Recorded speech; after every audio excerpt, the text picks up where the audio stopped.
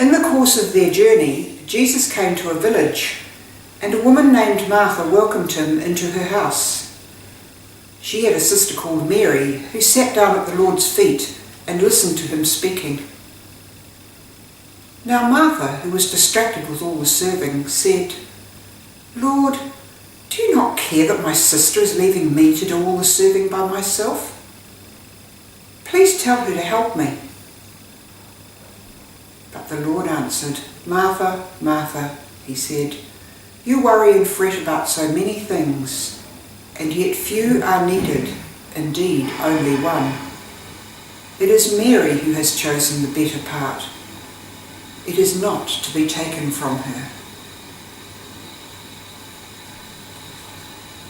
I find this gospel section interesting in the sense that it's juxtaposed or set directly after the parable of the Good Samaritan.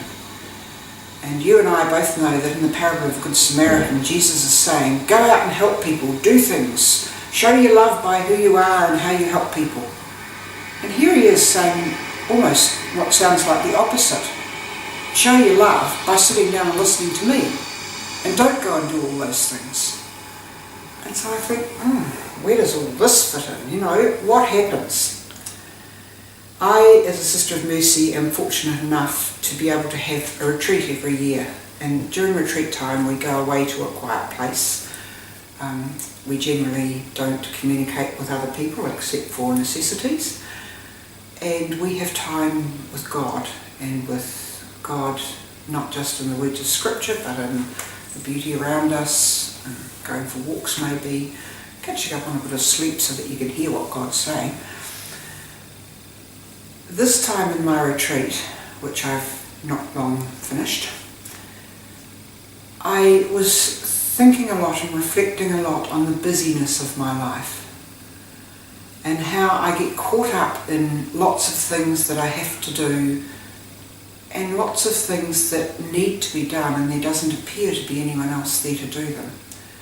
And I'm thinking, so where's God in all this? And I think those two sets of scripture, the Good Samaritan and then Martha complaining about Mary, teach me a lot about life and living. So Jesus doesn't say you've just got to sit down and meditate all day, which is what some people read into the Martha story. He has also just said you've got to be active in your outreach, in your ministry, in your care for others. And then he says, while you're doing that, you've got to take some space at times just to be with me. And threaded through all of that, you've got to have space for God within as you are working. So all you mums and dads who bring up busy families and seem to be hurtling around the place, taking children to sport and doing all sorts of things, you're in this space too.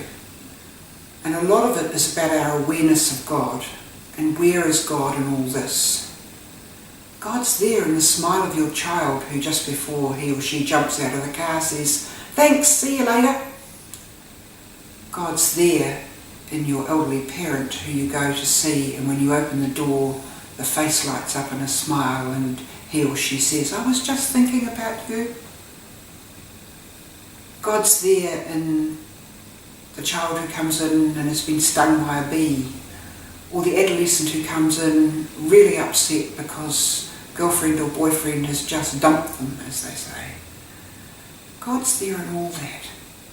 And it's asking God to give us the eyes to see that that is our life and that is how we live it as Christians. I hope your week goes well.